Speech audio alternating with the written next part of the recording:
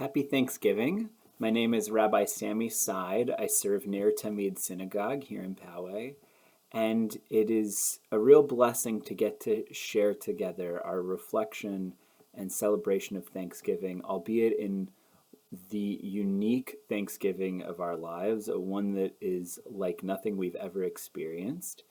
And I want to share on the theme of gratitude during a time of crisis that there is much suffering in our world. There is much challenge that we face, and that our ability to acknowledge that which we're grateful for in no way diminishes that suffering, but it does help to uplift and uphold and reaffirm life in a way that is meaningful and very needed at this time.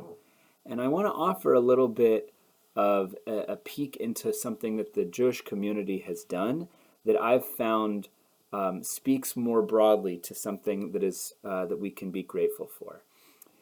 And without getting too much into the nitty-gritty details, which if you want to reach out to me, I'm happy to explain, because I knew a rabbi who used to say a few words before I speak, or to make a short story long. Within Judaism, to hold a prayer service in the context of a community, we need to be able to count what is called a Minion, which is a counting of a quorum of at least 10 Jews considered within Judaism of adult age. So that's 13 or older in Judaism. We need to have that quorum of at least 10 adult Jews in order to say certain parts of our prayer service together. Right? And this acknowledges the importance to recognize that our tradition sees our practices as being bolstered when gathered together in community. And of course, this has presented a great challenge to us at a time when we are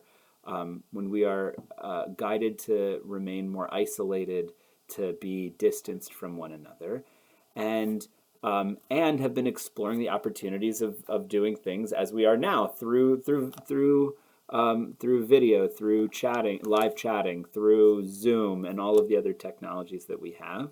Well, we were very blessed by a leader within the Jewish community, one Rabbi Joshua Heller, who wrote a responsum.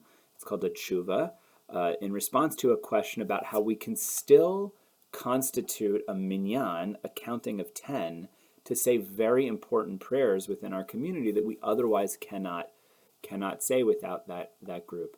And he drew upon a precedent in our people's history, looking back to a source from, I believe it was about the 14th or 15th century, in which there was a region in Central Europe where the community was besought by a plague making its way through the region.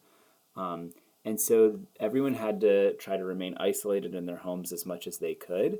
And there was a particular village, a little community of Jews who would stay in their own homes, but would come to the window of their home that looked into the common courtyard. And if they could count, if each of the people coming to the window could count at least 9 other adult Jews, then they could call that a minyan, a gathering of at least 10, and therefore still pray these words that were really important. Right? And we have adapted that to our time to say that bringing ourselves to the computer screen and using Zoom is very similar to the way a window to the world functions, and we can therefore still gather together as 10. Right? And all of that is to say that I don't think it's unique to Judaism. I think all of our faith traditions are finding ways to adapt. And for me, that's something I think worth being grateful for in this crisis, is to realize that the human spirit, while it can be beaten down by challenges, will find a way to rise, will find a way to uplift, will find a way to still adapt and to still engage in some way as community. And so we are not, while we are separated, and while this is not the ideal way of celebrating Thanksgiving by any stretch, we still have a lot to be grateful for, that we can still find a way to make community, that we can still find a way to practice our religions, our faiths in deep and meaningful ways. Happy Thanksgiving.